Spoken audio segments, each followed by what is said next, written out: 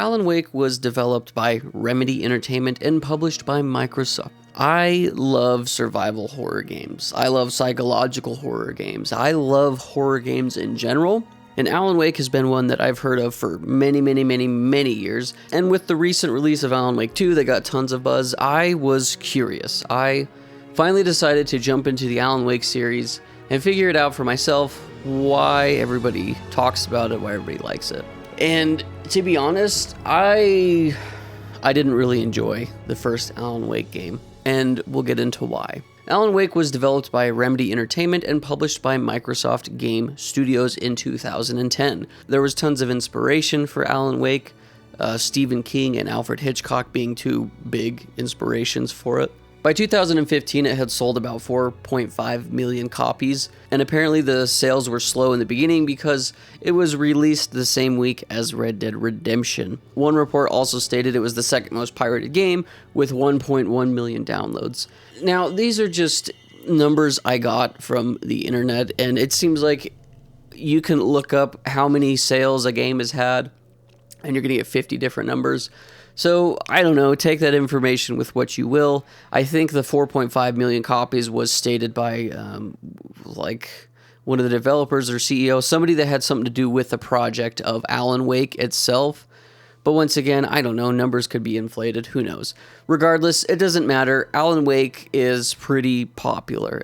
Lots of people really like it. Now, another reason why I decided to play through Alan Wake, and this is kind of a fun little tidbit, is apparently Alan Wake 2 was going to be published and was published by Epic Games. So what Epic Games did is in Fortnite itself, you could play a recap version of Alan Wake, the first one. I don't know if it was the entire game of Alan Wake that you could play in there, or maybe just a more condensed version, because Alan Wake took me about 7 hours to beat.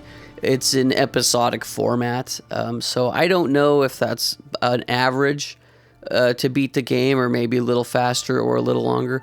I don't really know. I didn't do much side things, like there's collectibles that you can get, and I wouldn't really go out of my way to find them. If I did find them, it was great as a bonus, but a lot of them have things written on there. You collect pages from a book that I believe Alan wrote. So, yeah, once again, I don't know if my time was on the longer end or the shorter end or just average. Why don't I enjoy this game? And I need to state here that I played the original, the one that was actually released in 2010.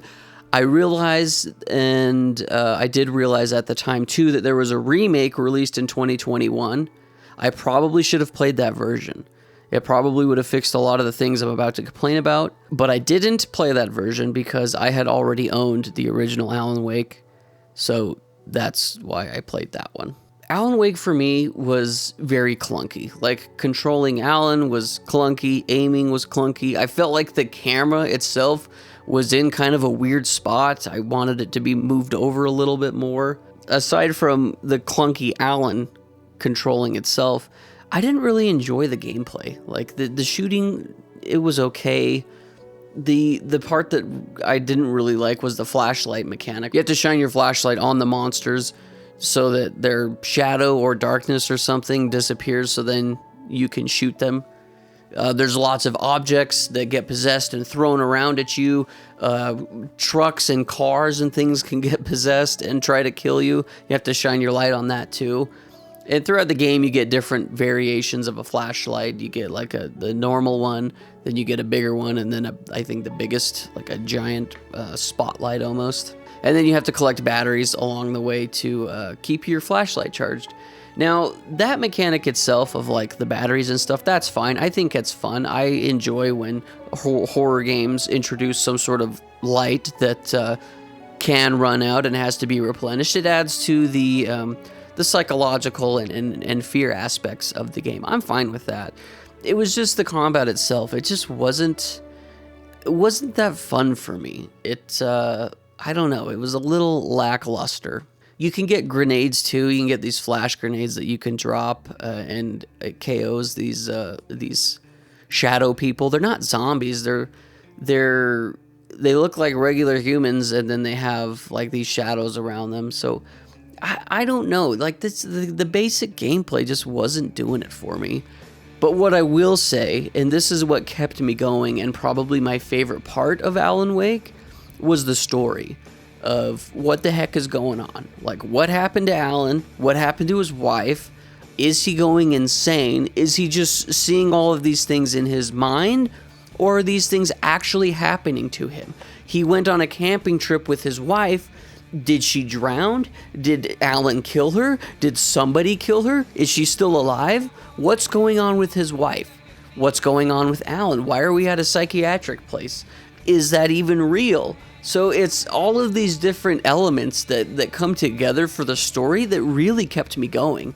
Like, the gameplay I kind of had to chug my way through, but the story was pulling me along anyway. I wanted to find out what happened. I wanted to know what was going on. Why is this man crumbling at the seams? Or is that not even real? So the story itself, and I'm not going to spoil anything, but there's a lot of creepy, weird characters that you meet along the way. I'm sure if you read a lot of the pages and different files and things that you find, you can piece the story together a lot faster than I did. They drip feed you information in a way that just keeps you going. It sparks your curiosity, and you want to find out more. You want to find out what the heck is going on with Alan Wake. And really, that was the best part of the game for me. Some of the set pieces were really cool, things that happened to the layout of the land because of all of these psychological, weird, paranormal things that are going on. Warps or changes the landscape that you then have to platform your way through or get in cranes and move logs. Just there's little things here and there. They weren't amazing, but it is a fun little change. There was one level that I really enjoyed, and it was the concert level. It was very, very fun. So yeah, the story was really good. The atmosphere and the eeriness and the confusion and the psychological aspects of this game were really good.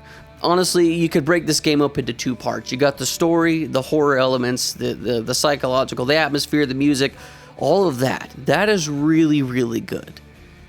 But the combat and the controlling of Alan Wake, it just wasn't doing it for me. It was real clunky. Once again, I think that they probably remedied this in the remake of Alan Wake. So probably should have played that version. And maybe someday I will go back and play that version. But really, the reason that I wanted to play through Alan Wake 1 was because Alan Wake 2 was so praised. I mean, it almost won Game of the Year, or at least was nominated. So yeah, I think that's kind of the reason I wanted to play through Alan Wake 1, was so that I could play through Alan Wake 2, which has just been praised up and down. Everybody really, really likes it, so I'm excited for that. And spoiler, I'm going to be playing Alan Wake 2 next year. If you haven't watched already, I've already made a video talking about... I made a video at the beginning of the year, or maybe it was the end of last year, talking about all the games I wanted to get through this year, my 2024 backlog. And I'm almost done with that. I'm going through and recording videos for all of the games I have beaten that I didn't make videos on our main channel of. So, spoiler, the next video I'm going to be doing, or the next little game review I'm going to be doing, is on the Xenoblade Chronicles 3 DLC, which is an expansion. It's almost its own standalone game. I mean, it doesn't matter. We'll talk about it when we get to it. So anyway, yeah, that's kind of what I've been doing with these gaming reviews. We've gotten through lots of games up to this point. So yeah, next week we'll be doing Xenoblade Chronicles 3 DLC, and we'll just keep going from there. But yeah, Alan Wake 2, that was the reason I even played Alan Wake 1. I don't think I would ever replay this version. If I ever replayed Alan Wake, it's going to be the remake, which once again I probably should have played, but I didn't, sadly. So that's where we're at. Alan Wake 1, it's not an amazing video game by any means, I don't think, personally. But it's got a really fun story. I would almost rather watch a movie of that than play the game like this. It almost reminds me of The Last of Us. It's similar but different for sure, because The Last of Us has a lot more survival aspects to it. But the point, or the parallel I'm trying to draw here, is that The Last of Us gameplay was not as fun as the actual story and characters of The Last of Us.